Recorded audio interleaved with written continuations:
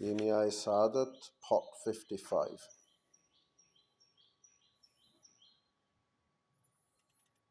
اور مردہ رنج و عذاب میں مبتلا رہتا ہے، اس واسطے کہ موت کی کچھ انتہا نہیں، تو رنج مردہ کے ساتھ ہے۔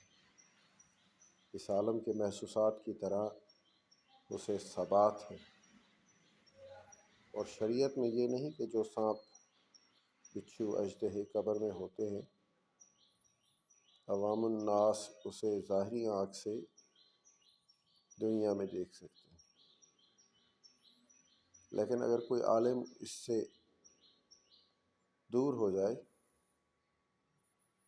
اور مردہ کے حال اس پر ظاہر کرے تو مردہ کو سانپ بچھو میں دیکھے گا۔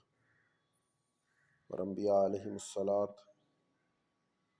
اور اولیاء رحمۃ اللہ علیہم جاگتے میں بھی دیکھتے ہیں، اس واسطے کہ اوروں کو جو خواب میں معلوم ہوتا ہے انہیں بیداری میں نظر آ جاتا ہے۔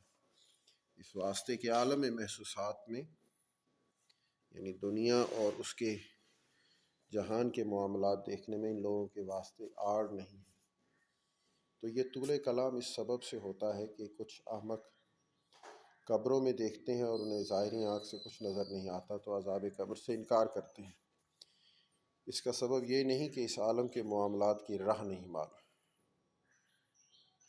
یہ ہے کہ اس کا سبب یہ ہے کہ انہیں اس عالم برزخ کے معاملات کی راہ نہیں معلوم۔ فصل عذاب قبر کی مدت اور شدت۔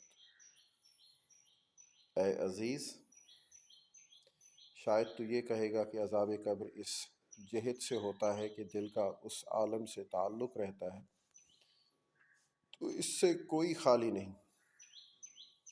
جاہ و مال اور اہل و عیال کو دوست نہ رکھتا ہو تو سبوں پر عذاب قبر ہوگا، اور کوئی اس سے نہ چھوٹے گا۔ اس کا جواب یہ ہے کہ ایسا نہیں ہے، اس واسطے کہ لوگ بہت ایسے ہیں دنیا سے آسودہ ہو گئے اور انہیں دنیا میں خوشی اور آسائش کا کوئی محل نہیں باقی رہا۔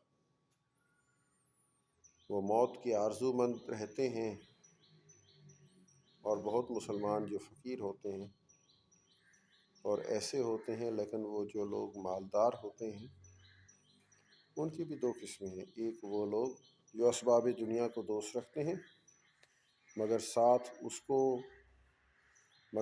اس کے خدا کو بھی دوست رکھتے ہیں۔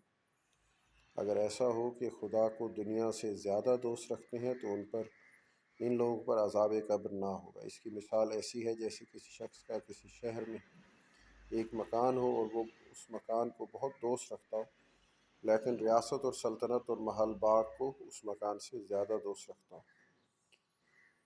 تو جب اور شہر کی ریاست کا اسے حکم سلطانی پہنچے تو وطن سے نکلے اور اسے کچھ رنج نہ ہو، اس واسطے کہ محبت اور ریاست جو بہت غالب ہے، اس کے سامنے گھر اور شہر کی محبت ناچیز اور ناپائیدار ہوتی ہے۔ اس کا کچھ اثر باقی نہیں رہتا۔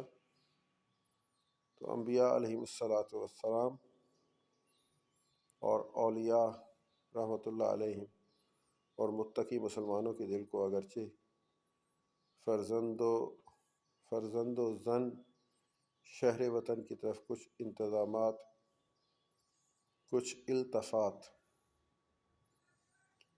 التفات ہو، جب خدا کی محبت اور اس کا انس کی لذت پیدا ہوتی ہے تو اور سب محبتیں اس کے سامنے ناچیز ہو جاتی ہیں،